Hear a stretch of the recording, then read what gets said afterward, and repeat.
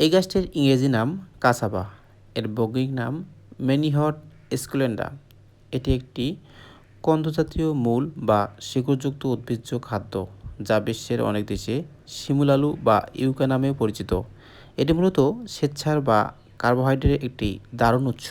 Cassava গাছের মূলের মতো এর পাতাও অত্যন্ত পুষ্টিকর এবং এশিয়া ও আফ্রিকার অনেক দেশে সবুজ শাক হিসেবে বেশ পরিচিত। কাসাবার মূলে যেখানে প্রধানত শ্বেতসার বা কার্বোহাইড্রেট থাকে, সেখানে পাতায় থাকে প্রচুর পরিমাণে প্রোটিন, ভিটামিন এবং খনিজ উপাদান।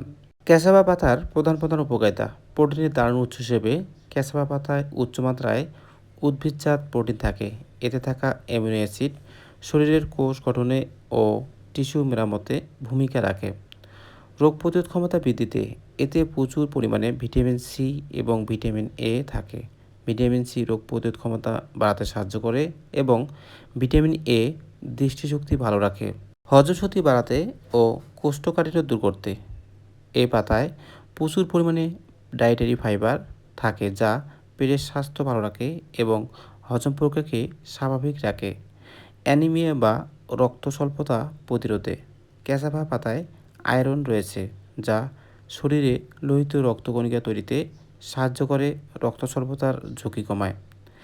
অ্যান্টিঅক্সিডেন্ট এর উৎস হিসেবে এতে থাকা পলিফেনল ও ফ্লাভোনয়েডস শরীর থেকে ক্ষতিকর ফ্রি রেডিকেলস দূর করে এবং প্রদাহ কমাতে সাহায্য করে। ক্যাসাবা গাছের মূলে উচ্চমাত্রায় কার্বোহাইড্রেট থাকে, যা শরীরে তাৎক্ষণিক শক্তি যোগাতে সাহায্য করে। এটি সম্পূর্ণ গ্লুটেন মুক্ত, ফলে যাদের গ্লুটেন অ্যালার্জি বা সেলিয়াক ডিজিজ রয়েছে তাদের জন্য এটি গরমের আটার চমৎকার বিকল্প হিসেবে ব্যবহার করা হয়। সেদ্ধ করা ক্যাসাবা হজম করা বেশ সহজ এবং এটি পেটের স্বাস্থ্যের জন্য ভালো। এতে vitamin C, thiamine, vitamin B one, riboflavin এবং নিয়াসিন থাকে। এছাড়া এতে তামা বা ম্যাঙ্গানিজের মতো গুরুত্বপূর্ণ খনিজ রয়েছে। ক্যাসাবা গাছ বেশ শক্তপোক্ত এবং খরা সহনশীল। প্রতিকূল আবহাওয়া বা শুষ্ক মাটিতেও এটি ভালো জন্মায়, যা খাদ্য সংকট মোকাবেলায় বড় ভূমিকা রাখে। কাসাবার মূল ও পাতা কাঁচা অবস্থায় খাওয়া যাবে না, এটি ভালো করে সেদ্ধ করে খেতে হবে। এই গাছের মূল ও পাতা কাঁচা অবস্থায় অত্যন্ত বিষাক্ত অবস্থায় থাকে, তাই এটি কাঁচা অবস্থায় কখনোই খাওয়া যাবে না। বন্ধুরা, এই গাছ ব্যবহারের আগে অবশ্যই একজন অভিজ্ঞ কবিরাজের পরামর্শ নিতে ভুলবেন না।